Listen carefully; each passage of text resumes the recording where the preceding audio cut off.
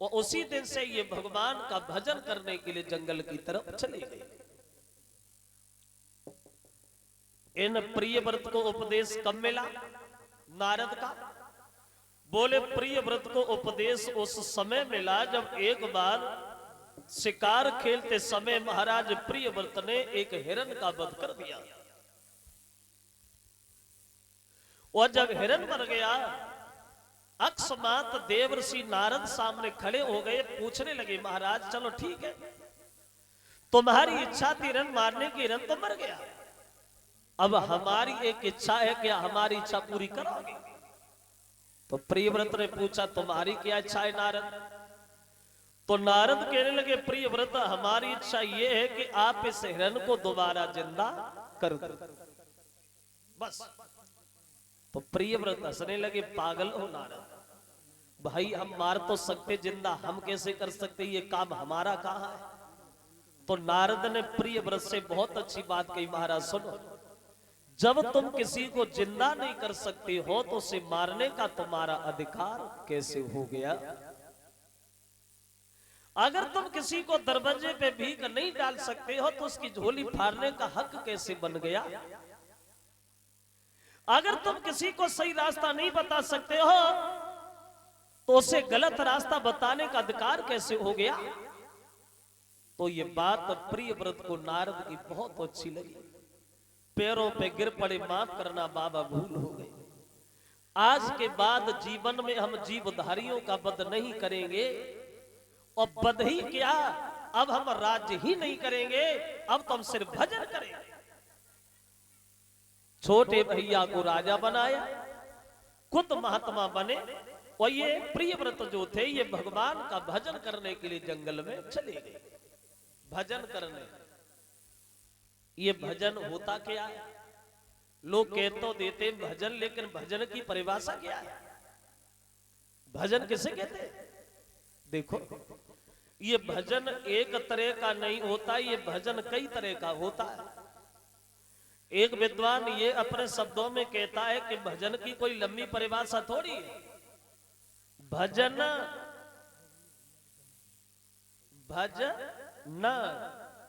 भजो नहीं, जहां हो वहीं बने रहो, वो भी तो एक भजन है।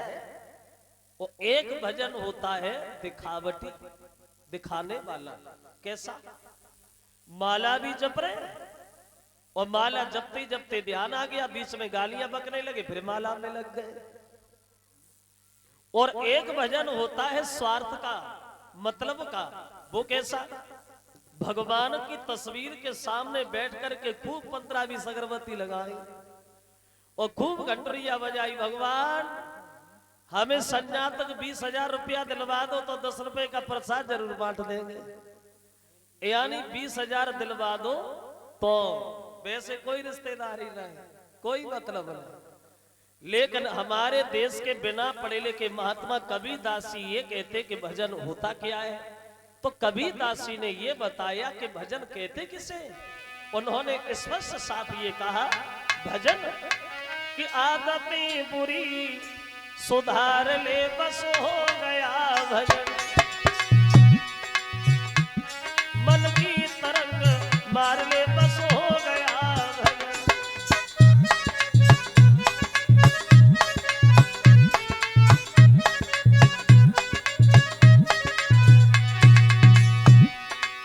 कबीरदास ये कहते हैं कि आदतें बुरी सुधार ले बस हो गया भजन, और बात भी सही है। बुरी आदतों में सुधार करना, बुरी आदतों में बदलाव करना, ये भी एक तरह की तपस्या होती है, एक तरह का भजन होता है।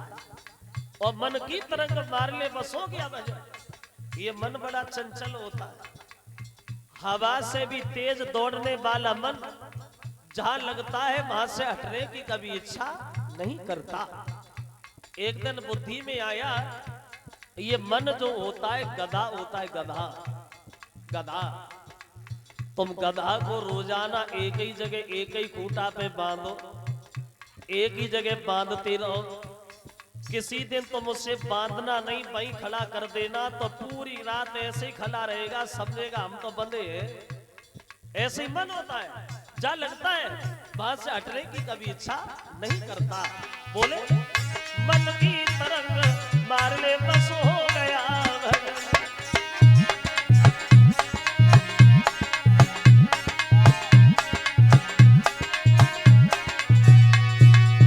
बोले तू आया है कहां से और कहां जाएगा, तू आया है कहां से और कहां जाएगा, तू अपने को पहचान ले बस हो गया भजन। मन की तरंग मार ले बस हो गया भजन।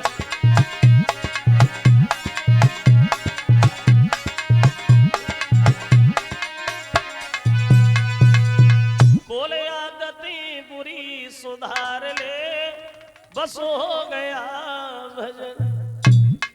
भजन तो करना अति आवश्यक है।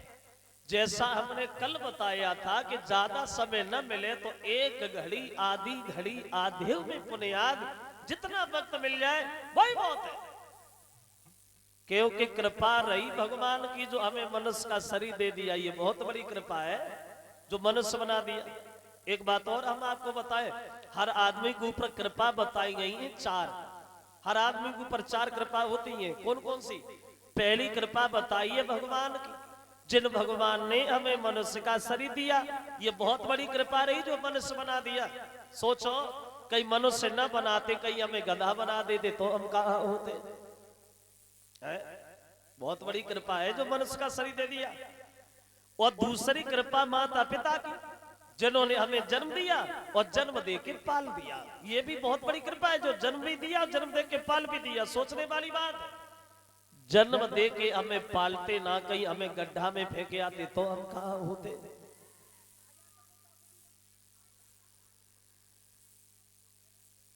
ये कृपा बड़ा है माता पिता की, जो जन्म भी दिया, जन्म दे के पाल भी दिया। एक दिन एक लड़का अपनी मां से लड़ने लगा, खूब लड़ा, तो माँ के मुंह से एक धोखा से बात निकल गई। माँ बोली हमने तो से जात से 9 महीना पेट रखो, तू हमसे लिए। माँ बोली हमने तो जा से 9 महीना पेट रखो, तू हमसे लिए। लड़का बोलो तो तूने कौन सा बड़ो काम करो, ज्यादा करे 9 महीना कराव ले ले और खाए। तो दूसरी कृपा होती है माता पिता की। और तीसरी कृपा बताई गई है गुरु की, जिन्होंने हमें अच्छी रास्ता बताई, बढ़िया मार्ग दिखाया। अब कृपा बची एक चौथी, वो चौथी कृपा किनकी है? चौथी कृपा है खुद की।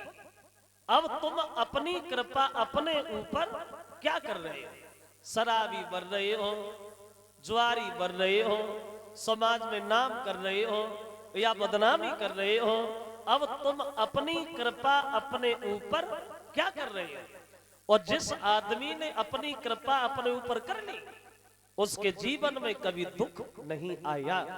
और जिसने अपनी कृपा अपने ऊपर नहीं कर पाई, उससे जीवन में कभी सुख की प्राप्ति नहीं हुई। क्यों? क्योंकि हर आदमी को पूरी जिंदगी में एक बार मौका मिलता है बनने और बिगड़ने का।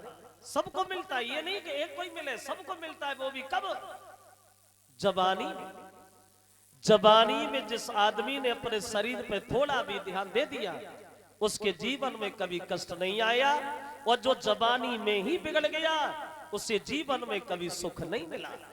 और जो वक्त निकल जाता है, वो वक्त दोबारा जीवन में लौट के कभी नहीं आता। जवानी, जब जवानी में पाउडर लगाए के सड़कों पे चप्पलें चटकाते रहोगे, फिर बुढ़ापे में क्या करोगे? एक कवि कहता है, बोले कि तो मैं सदा न रहे जवानी, बोले कि तेरी थोड़ी सी जिंदगानी वो कहे मरे जा।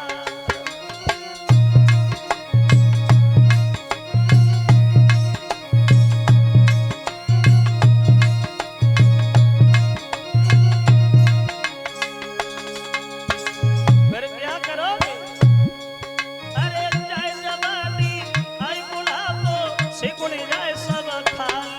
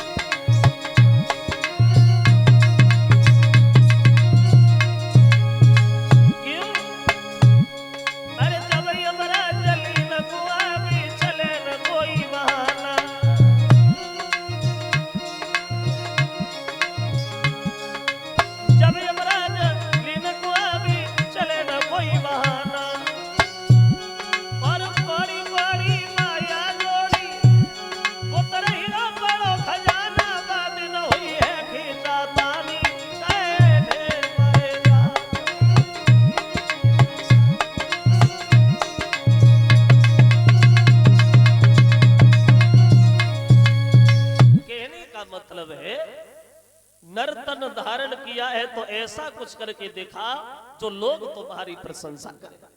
पूरी जिंदगी भर पशु पक्षियों की तरह पेट भरते रहे, जीवन में कुछ कर नहीं पाए, तो ऐसे जीवन से फायदे क्या हुआ? ना आते तो ही बड़ी आते, काय को वाहवाही उठाए। तो ऐसा कुछ करके दिखा जो लोग तुम्हारी प्रशंसा करें, तुम्हारा नाम ले। तो उत्तान पाद के भैया प्रियव्रत चले गए भजन करने, अब राजा बने गए उत्तान पाद। अब इनके जीवन में क्या हुआ? ये उत्तान पाद राजा तो थे, लेकिन ये दुखी बहुत थे। राजा थे लेकिन दुखी भी थे। वैसे ये बड़ा सोचने वाली बात है, राजा तो राजा होता है, राजा को दुख काएगा? जब वो राजा ही है तो उसे कष्ट काएगा? राजा तो राजा है। लेकिन बात ये भी सच है कि सर्व सुख दुनिया में किसी को नहीं है। कोई ना कोई कष्ट, कोई ना कोई परेशानी हर आदमी के पीछे लगी है। कोई किसी बात से दुखी है, कोई किसी बात से दुखी है। किसी के घर में लड़का नहीं है, वो इसलिए दुखी है, और किसी के लड़का है तो लड़का सही दुखी है। किसी के पास इतना वक्त नहीं है जो चैन से बैठ के रोटी भी खाए, और किसी के पास टाइम ही टाइम, उसका टाइम कट ही नहीं रहा है, वो इसलिए परेशान।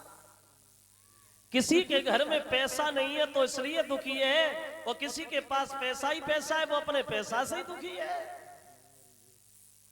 कोई शरीर को दुखी है तो कोई शरीर से दुखी है। कोई कोई लोग मन में ये सोचते कि भगवान हम थोड़े मोटे हो जाते तो बढ़िया रहते।